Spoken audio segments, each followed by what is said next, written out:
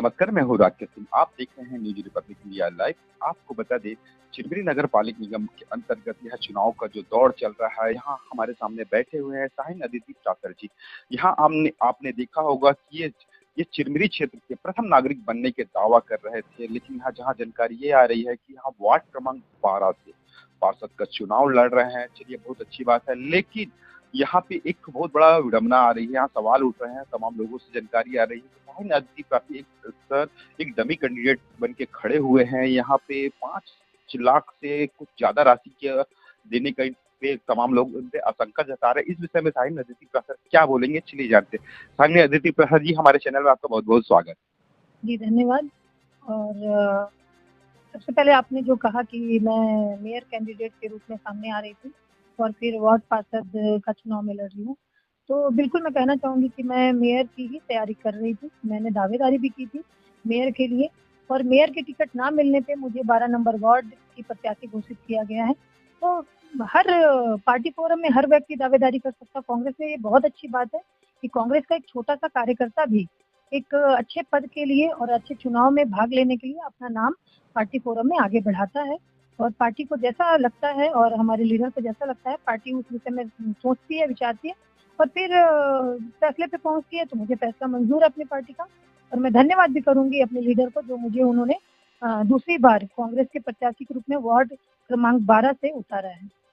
चलिए, वार्ड से उतारा, लेकिन एक चीज और बताइए कि यहाँ पे आपने अक्सर अभी देखा ही होगा कि जो कांग्रेस से जिन तमाम लोगों ने जो प्रथम नागरिक बनने का दावा कर रहे थे, उन लोगों को टिकट ना मिलने पे काफी लोग आक्रोशित हो गए। वहाँ यहाँ तक कि इस्तीफा तक दे दिए, काफी लोग छोड़ के चले गए। क्या नहीं लगता कि आपके भी मन में कहीं ना कहीं थोड़ा क्रोध आया होगा या रुष्ट हुआ होगा? नहीं, बिल्कुल भी नहीं, क्योंकि मैं पार्टी की बहुत मतलब मान लीजिए बहुत छोटी सी सिपाही हूँ, और मुझे पार्टी के लिए काम करना, पार्टी के बैनर तले पार्टी का नाम रोशन करना बहुत अच्छा लगता है। और मैं नहीं समझती कि यदि पार्टी ने किसी कांग्रेस के ही किसी और व्यक्ति को प्रत्याशी घोषित किया तो उससे मुझे क्रोध आ जाए, या मैं कोई ऐसा डिसीजन ले लूँ जो जनता के लिए भी और मेरे लिए भी अच्छा ना हो। तो मैं बिल्कुल, जो पार्टी ने जो डिसाइड किया है, डॉक्टर विनय जायसवाल जी को महापौर का कैंडिडेट बनाया है, मैं उनका समर्थन करूंगी और चाहूंगी कि वो जीत कर आए और चिरमिरी में जो विकास की गंगा है उसको लगातार बहाते जाएं। यहाँ पे जिस प्रकार से आपको जो डमी कैंडिडेट का जो बात उठाया जा रहा है कि आपको डमी कैंडिडेट बना के यहाँ पे खड़ा किया गया है 12 नंबर वार्ड में, उस विषय में क्या बोलूँगा? डमी कैंडिडेट अगर मैं हूँ तो भाजपा की प्रत्याशी क्या है, आप खुद इस चीज का थोड़ा सा गहन मतलब जांच पड़ताल कर लीजिए।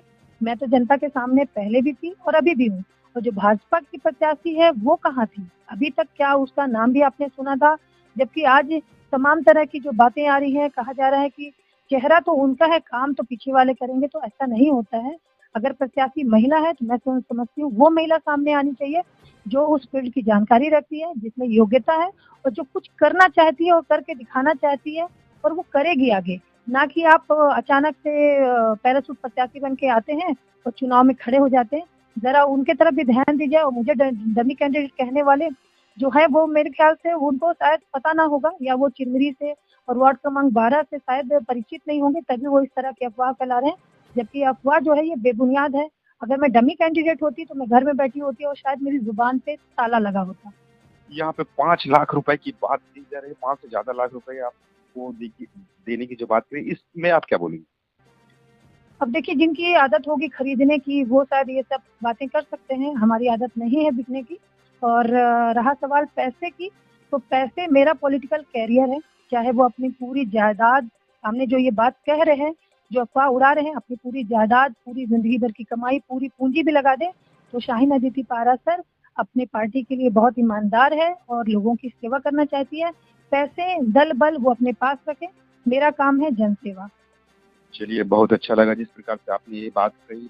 लेकिन चलिए, एक चीज और जानना चाहते हैं कि जिस जिस प्रकार से वार्ड क्रमांक 12 की जनता आपको अगर अपना माहौल वोट दे, तो क्या है कि काफी सारे आपके वार्ड क्रमांक 12 में असुविधाएं बचे हैं। यहाँ जो पूर्व पार्षद थे, काफी लोगों का ये भी कहना रहता है कि जो पहले वाले पार्षद है वो तमाम तरह के कार्य नहीं किए हैं। तो आप ऐसा क्या देंगे कि आप पे विश्वास करें? आप जाकर वार्ड का भ्रमण कर लीजिए। सफाई का कार्य भी ढंग से नहीं हो रहा, बहुत लोग नाराज हैं वार्ड में, क्योंकि कहा जाता है पक्षपात की राजनीति करते हैं पूर्व पार्षद। किसी के यहाँ झाड़ू लगवाते हैं, किसी के दरवाजे पे, किसी के यहाँ झाड़ू नहीं लगाते हैं। और पानी के लिए भी बहुत लोग परेशान हैं, उनका कहना है कि हम पानी के लिए पैसे देते हैं, जबकि पानी फ्री में सबके घर आ रहा है, हम परेशान हैं।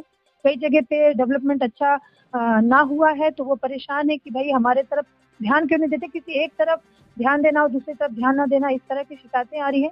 और प्रमुख बात ये है कि जब भी साफ-सफाई को लेकर उनके पास कॉल किया जाता है या मिला जाता है, तो बड़े गंदे तरीके से वो अपमानजनक शब्दों का प्रयोग करते हुए अपने वार्ड की जनता को परेशान करते हैं। तो इस तरह की अफ़वाहें अफ़वाहें नहीं, इस तरह की मतलब उनके प्रति शिकायतें हैं जो मैं सुन रही हूँ। और मैं चाहती हूँ कि जब मैं वार्ड पार्षद बनकर आऊँ, तो मेरा वार्ड जो है वो स्वच्छता का मिसाल पेश करे और मैं खुद लग के जिनको पानी की समस्या है, जिनको सड़कों की समस्या है, जिनके घर मतलब जिनके घर के सामने साफ-सफाई नहीं होती, नाली में कचरा बिल्कुल भरा हुआ रहता है। कई जगह तो हम जब गए हैं, तो हमने खुद भी देखा है कि नाली से बहुत गंदी स्मेल आ रही है, लोग ना वहाँ बैठ भी नहीं पा रहे हैं।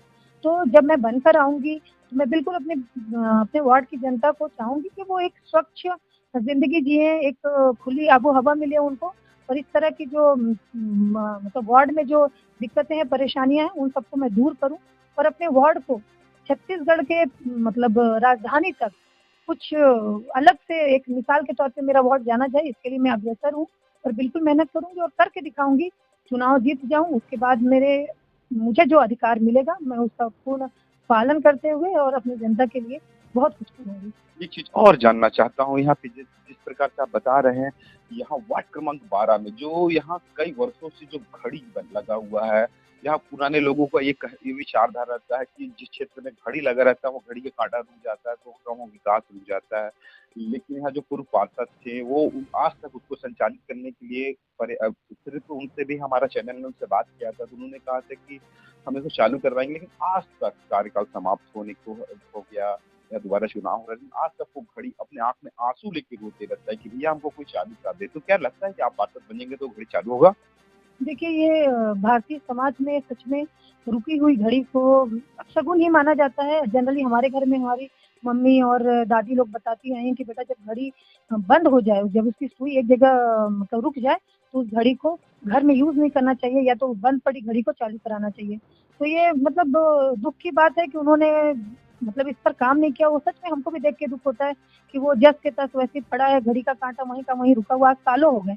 तो मैं समझती हूँ कि जब मैं आऊँगी हो सकता है मेरे हाथ से वो काम हो और मैं बिल्कुल वादा करती हूँ अपने वार्ड की जनता से कि जब मैं पार्षद बनकर आऊँगी तो सबसे पहले मैं उसका ही मतलब उसको ही सही करूँगी और जो रुका हुआ समय है उसको आगे बढ़ाऊँगी। 12 नंबर वार्ड के वासियों से क्या अपील करेंगे? बिल्कुल अपने वार्ड क्रमांक 12 के जो जनता है और जो लोग हैं मैं उनसे अपील करना चाहूँगी कि लगातार मैं वार्ड में देखती आई हूँ कि बहुत सारी समस्याएँ रही हैं। ये जो समय है ये वार्ड में महिला सीट हुई है, महिला आरक्षण हुआ है। महिला को आगे आकर अगर कुछ करते बनता है तो कम से कम महिला को चुनना चाहिए और मैं समझती हूँ मैं बिल्कुल वार्ड क्रमांक 12 की पार्षद प्रत्याशी होने के नाते मैं बिल्कुल एक सही अपने आप को मतलब पार्षद हो भावी पार्षद के रूप में समझती हूँ कि हाँ, मैं करूँगी। तो अपनी अपील यही करना है जनता से कि आप लोग मुझे एक अवसर दीजिए और अवसर दीजिए तो मैं आपकी सेवा करूँ, जनसेवा तो मुझे मेरा कार्य ही है। आगे आपके हाथ में है, आप अपने आशीर्वाद स्वरूप अपना सहयोग दीजिए। जय हिंद। यहाँ देखना होगा जो कि 15 तारीख को 11 तारीख को वोटिंग है और 15 तारीख को रिजल्ट है, तो यहाँ पे किस तरीके से 12 नंबर वार्ड के जनता इनको अपने विश्वास में लाती हैं या जीत का सामना करना पड़ता है या हार का, ये देखने वाली बात है।